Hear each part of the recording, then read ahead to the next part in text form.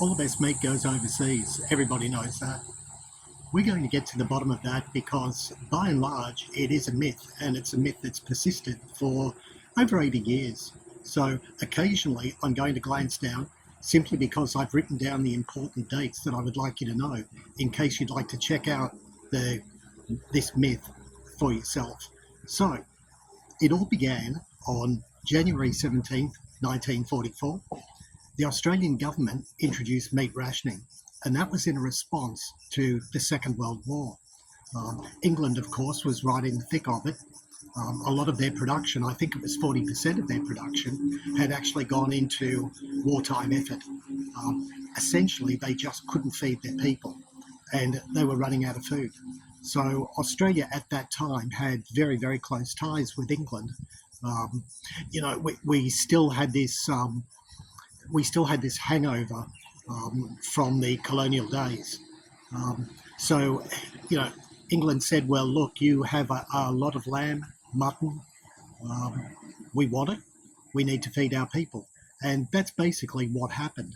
So we're going to talk in a later video about the things that needed to be done before that could be done. Some interesting inventions came out of that on the Australian side, but for now, we'll deal simply with the myth that all the best meat goes overseas. What was actually happening, and you can check this through the Australian Bureau of Statistics website if you like.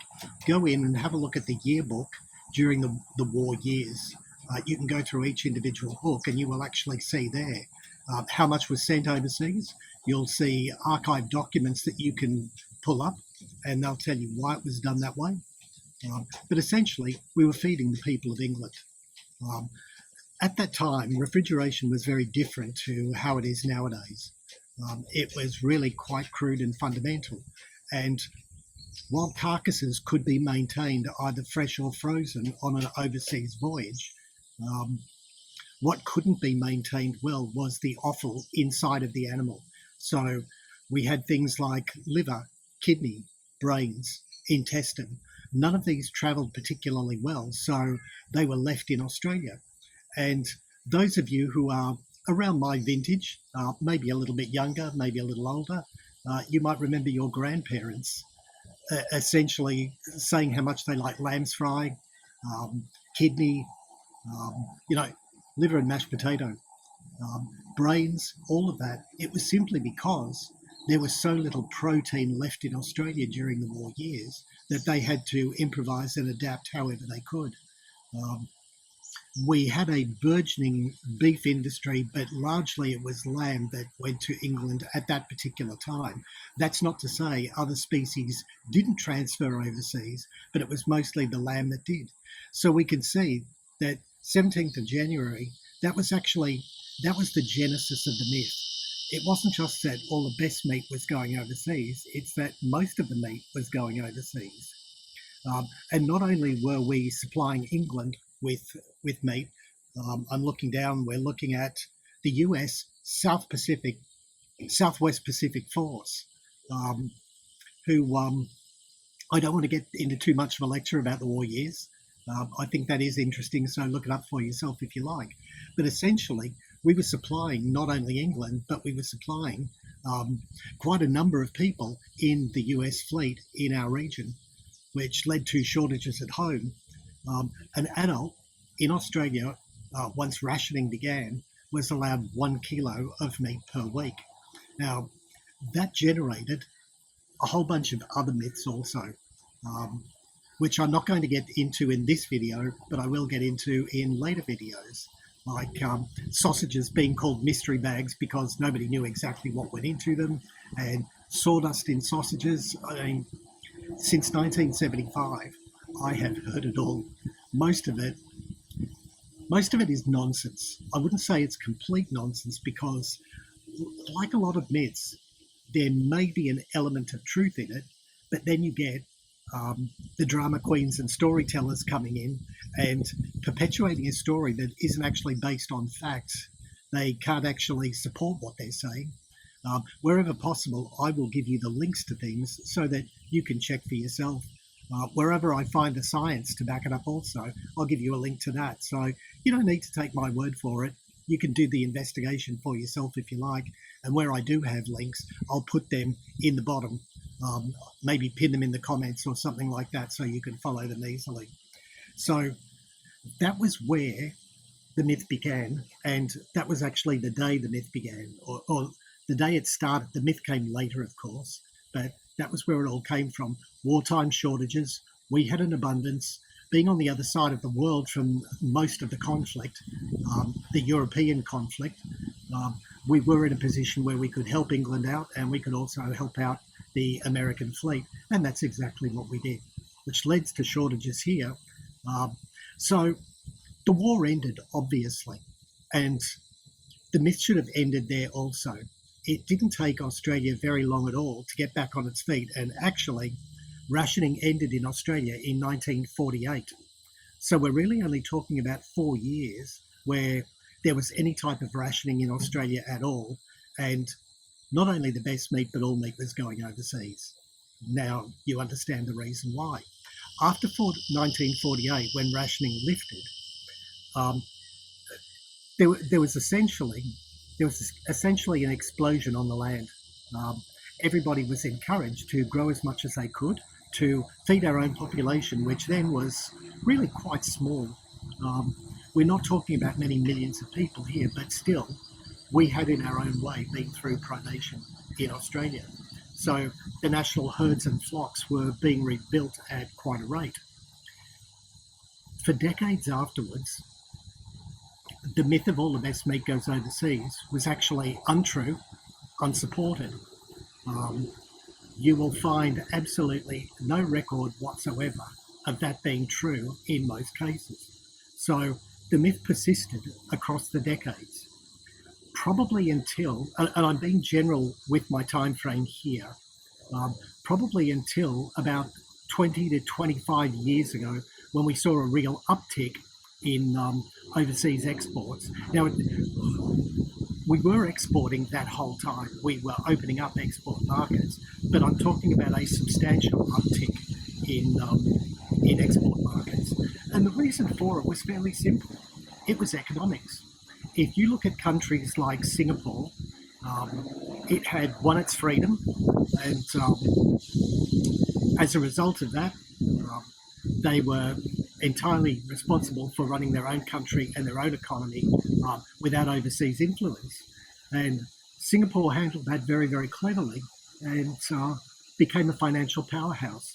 So the quality of life for the people in Singapore, it was uneven. It's always uneven wherever you go.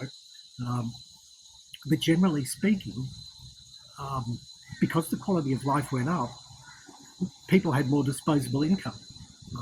They were buying cars, they were buying all sorts of things, and they were buying good quality meat.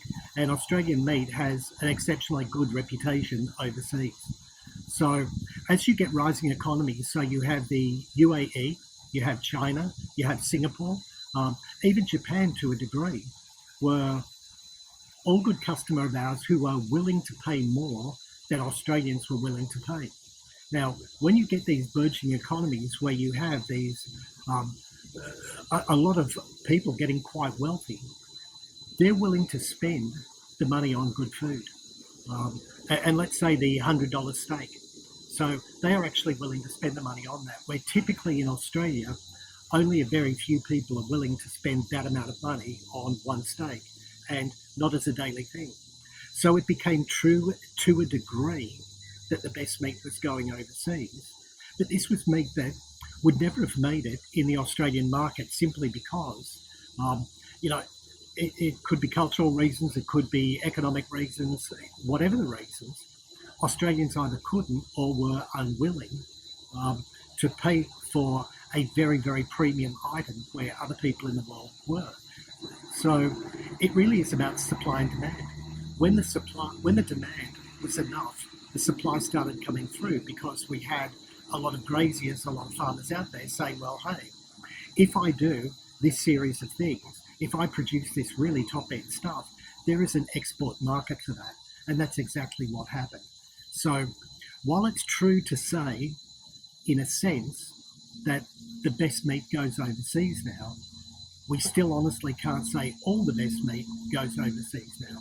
when we're looking at export markets, America has traditionally taken quite a lot of meat from us in the export market, but it's usually hamburger quality meat. So this could be not necessarily steers. It thank you. Could also be um, cow meat, old cows that have come off farms, etc. It's only going into hamburger. So the quality, the fat, the marbling, all of these things, they don't really matter. They're simply buying at a price. So it's not just a matter that the best meat is going overseas. A lot is going overseas, and a lot of it, um, the quality of it, it's food. It's food grade, so it's food quality. There's absolutely nothing wrong with it, but you, you wouldn't want to eat that from your own butcher. You would probably go back and complain. So I think that we need to have a more balanced perspective on myths like this. I hope that clears up a few things for you.